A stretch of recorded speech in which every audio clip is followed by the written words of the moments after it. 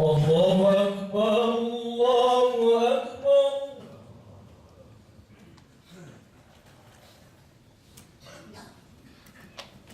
الله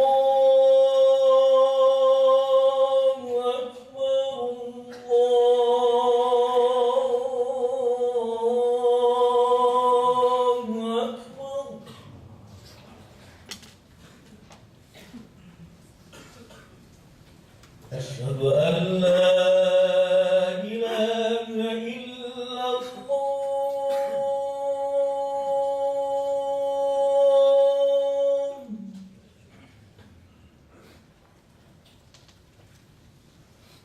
أشهد أن لا إله إلا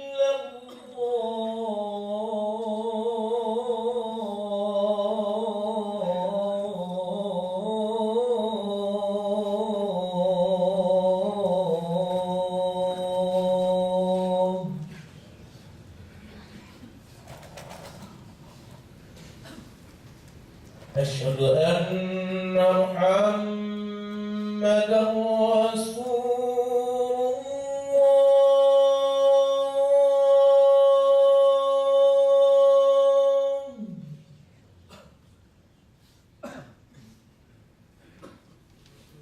أشهد أن محمدا رسول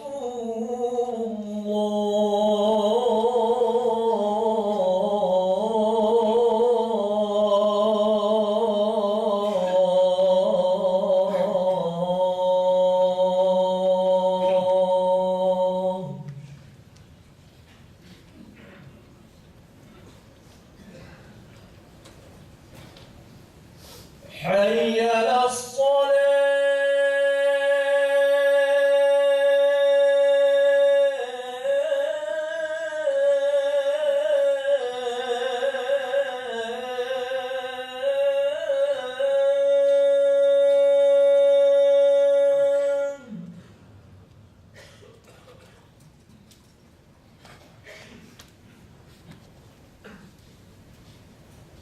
حي على الصلاة.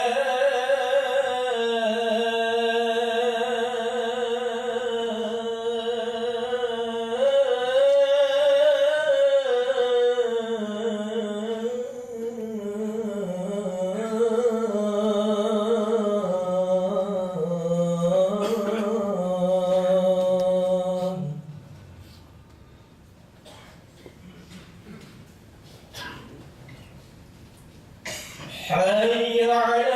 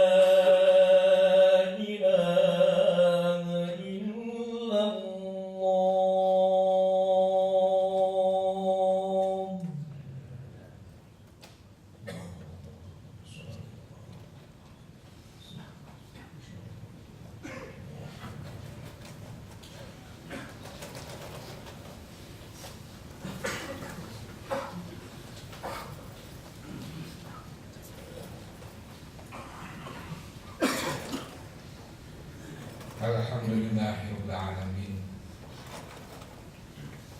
Hamdan yuwafi ni'amahu wa yukafi mazidah. Ya Rabbana lakal hamdu kama yanbaghi li jalali wajhikal karim wa 'azimi sultanik. Asyhadu an la ilaha illallah wahdahu la syarika lah وأشهد أن سيدنا ونبينا محمدا عبده ورسوله اللهم صل وسلم وبارك على عبدك ورسولك محمد وعلى آله وصحبه أجمعين.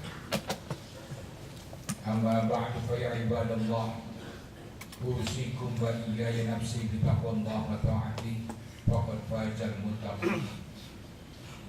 أعوذ بالله من الشيطان الرجيم. بسم الله الرحمن الرحيم. اليوم نختم على أفواههم وتكلمنا أيديهم وتشهد أرجلهم بما كانوا يكسبون.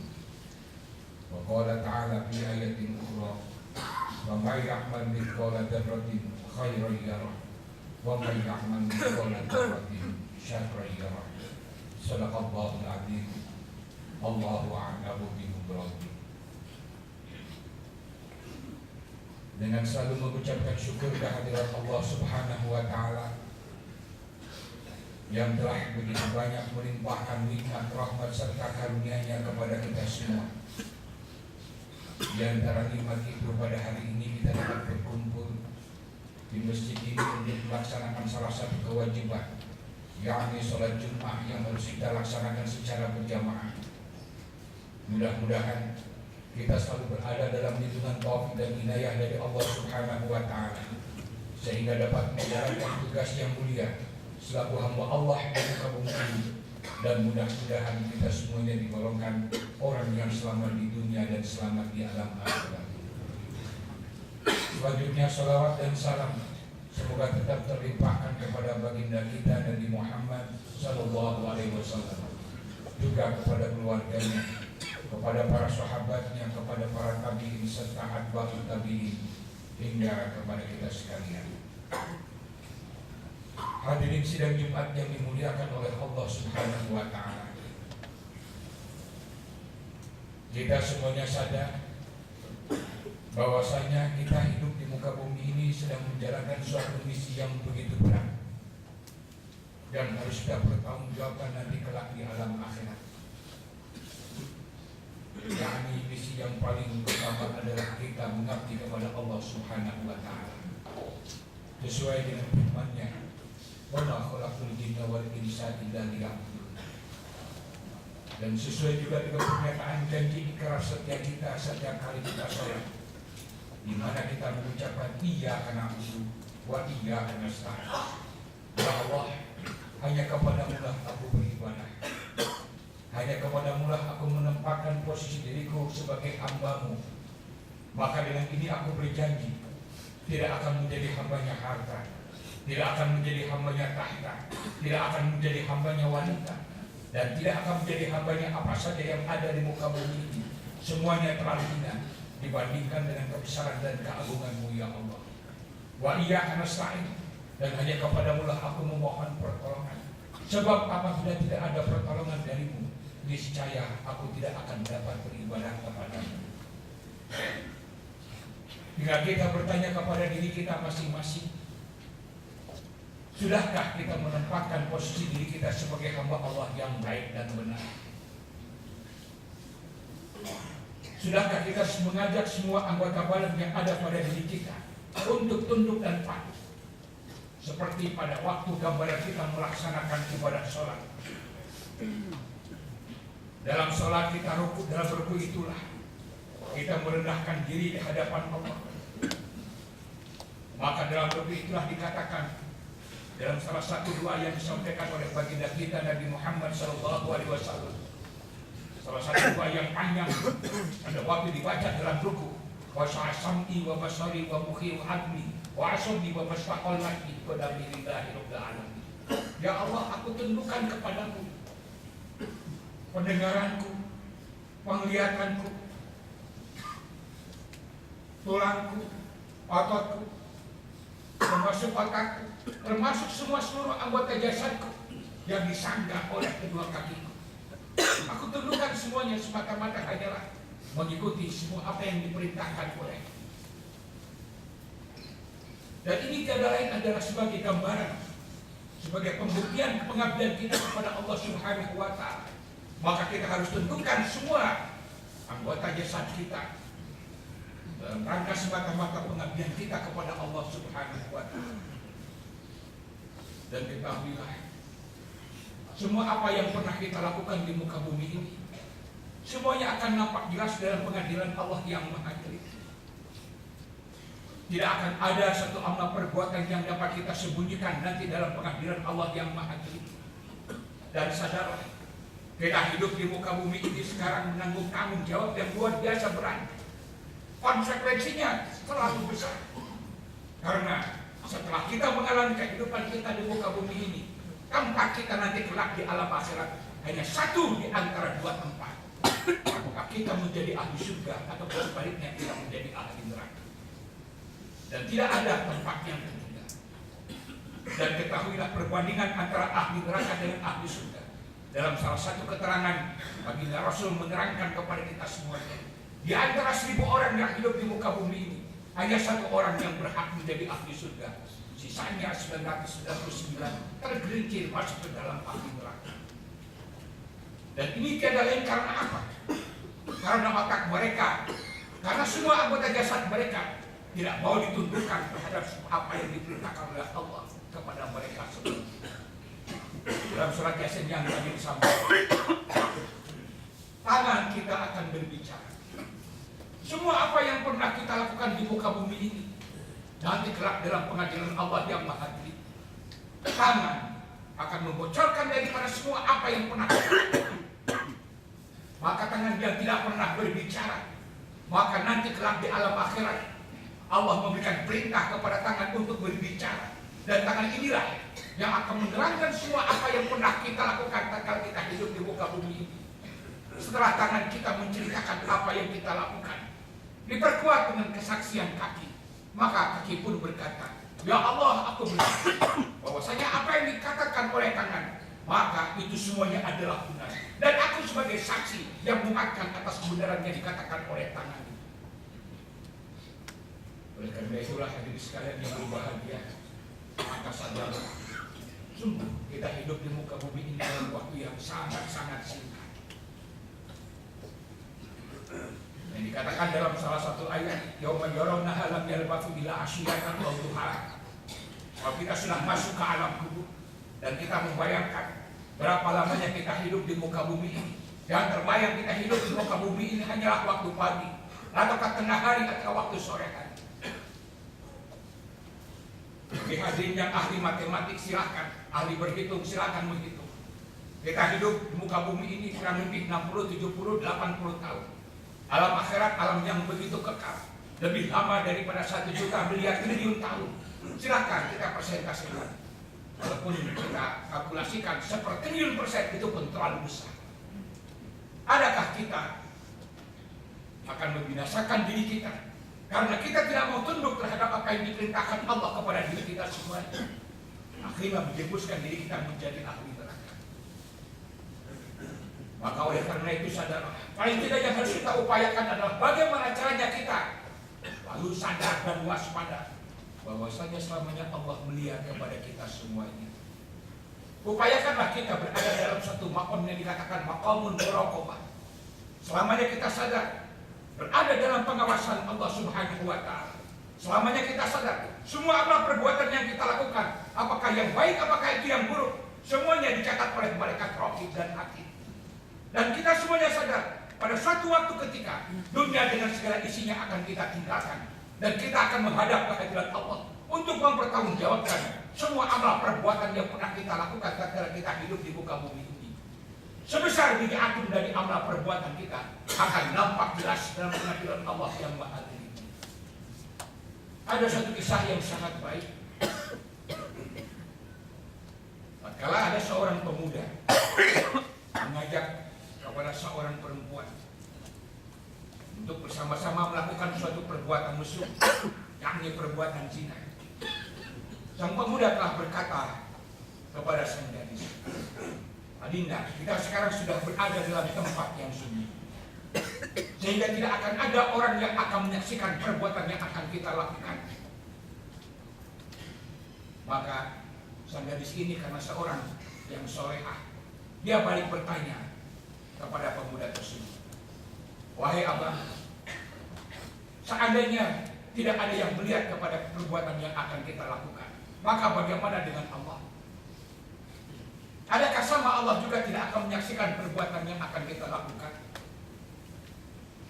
Maka dengan jawaban yang seperti itu, sang pemuda langsung dia membungkam 1000 bahasa tidak dapat menjawab.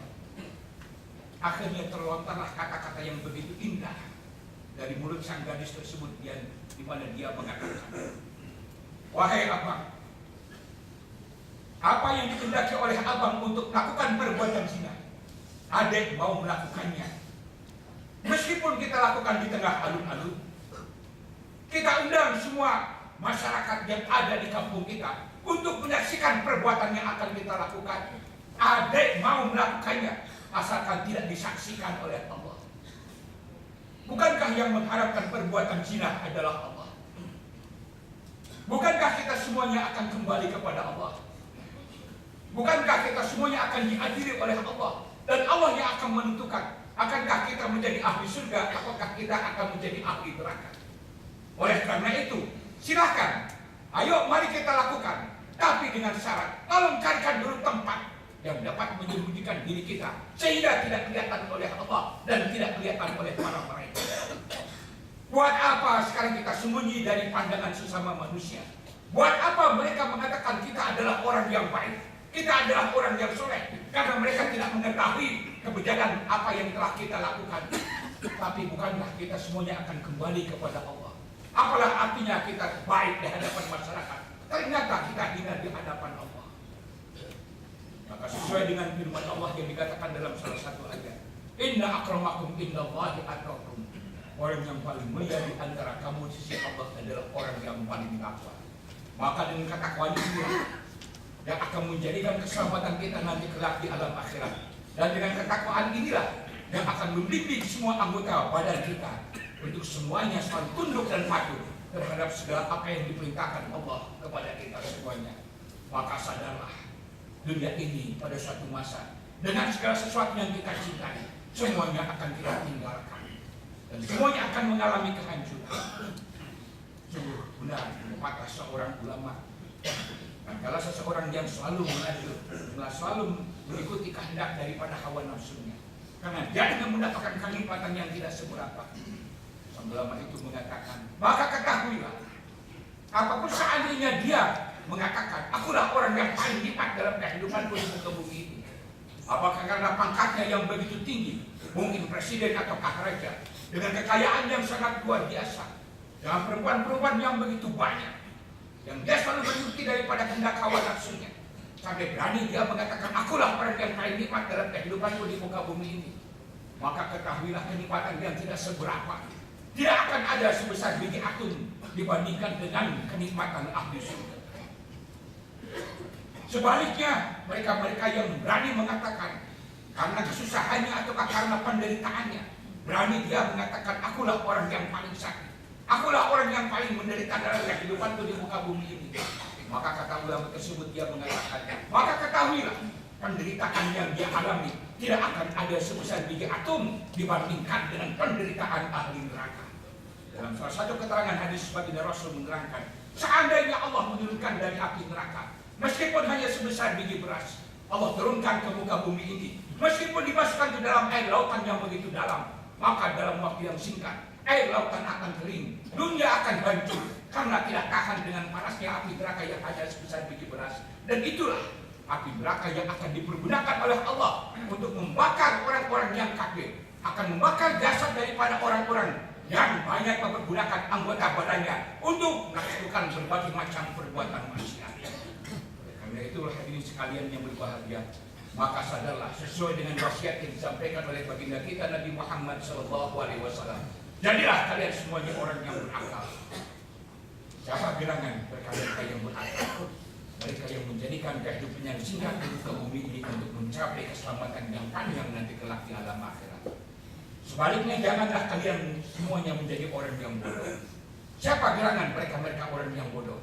Mereka yang selalu mengikuti dari kehendak hawa nafsunya.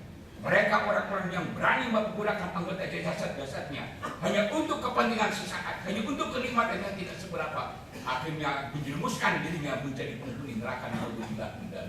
Mudah-mudahan khutbah yang singkat ini akan menambah keimanan ketakwaan kita kepada Allah Subhanahu wa taala, dan mudah-mudahan kita semuanya digolongkan orang yang selamat di dunia dan selamat di alam akhirat. Ya Allah wa iyyakum al-faizin al-azim wa adkhilna wa iyyakum fi jumratin wahidin. Aqulu qali hadza wa astaghfirullah li wa lakum wa lisa'iril muslimina min kulli dhanb fastaghfiruhu innahu huwal ghafurur rahim.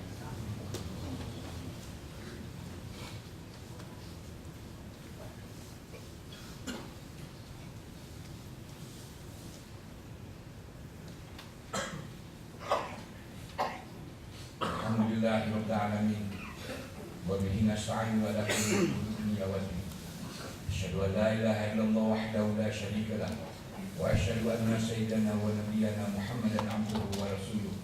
Allahumma shalli wa sallim wa barik ala abdika wa rasulika Muhammad wa ala alihi wa sahbihi ajma'in.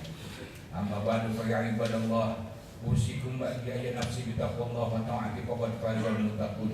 Wa qala jalla min qail Inna Allah wa malaikatahu yusalluna 'alan nabi ya ayyuhalladzina amanu sallu 'alaihi wa sallimu taslima.